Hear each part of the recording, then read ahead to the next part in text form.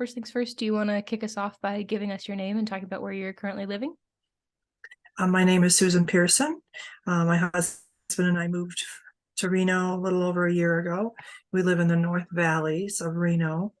We don't live in, the downtown area, but it's a new development that's probably been a little over a year and a half.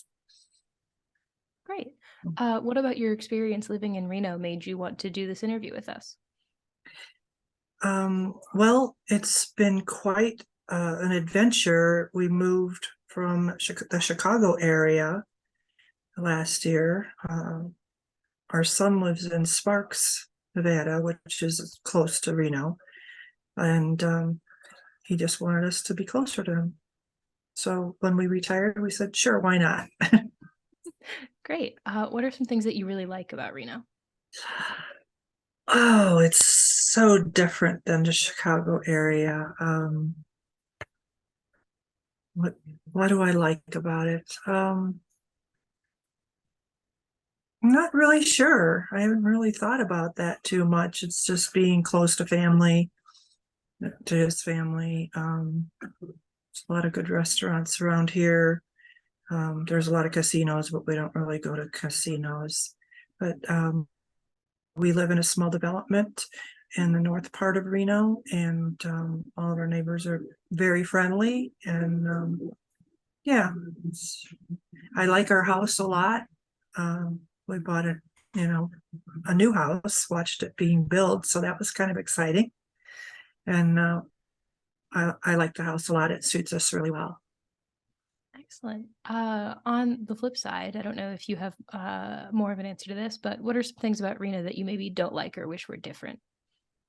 Well, where we live, they're still building a lot of homes, and the infrastructure in this area, the North Reno, or we're called Lemon Valley or North Valleys, is where we live. They're building so many homes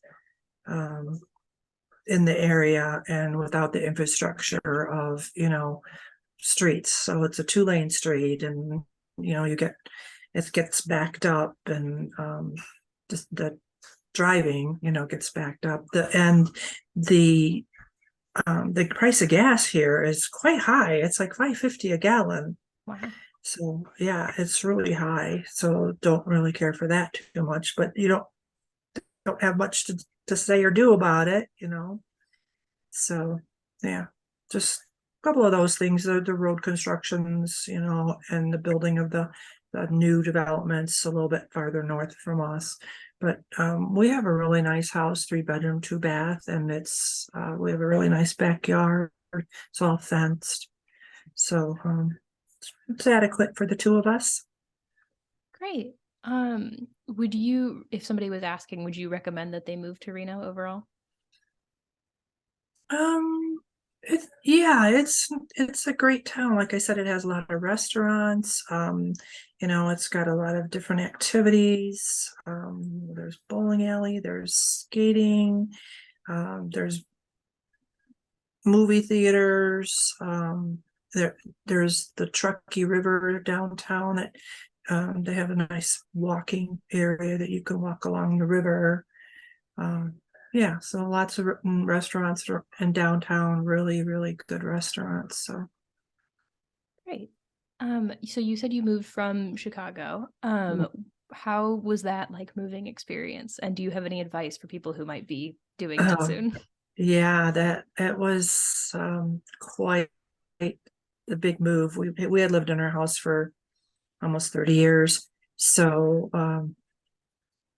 and we liked our house. It was 3 levels, and now we're in 1 level, so that's quite different. But yeah, driving everything. We had a moving company, you know, a moving van with all of our things. But when we arrived in Reno, which was like June of last year, our house wasn't finished yet. Wasn't quite finished yet. So I mean, the fun part was we got to watch it being built. The bad part was we had all of our furniture in storage, and we had to find places to live, Airbnbs, and that type of thing. So, but interesting, just, got to, um, get more acclimated with Reno and what was going on. So I think we stayed about 3 different places. One of them was a condo on the 12th floor downtown Reno, which overlooked the parks and everything. That was really nice. That was our first place. And then we did a couple houses, 2 Airbnbs and things like that. But it was, quite the experience of dragging all your things around with you. So, Yeah, great. And how has like best places helped you in like your journey? well, originally when we were talking about moving out west, I thought maybe we'd land in the Denver area. I mean, everybody loves Colorado, and so we looked around a little bit there, and then we did before our house was ready to be moved into. We took a week's stay in Southern Oregon. Yeah, like Gold Beach. We were in there. We stayed at an Airbnb and we really liked it there. It was so pretty. People were really nice, and but ultimately decided to, be closer to our son. Mhm. Excellent.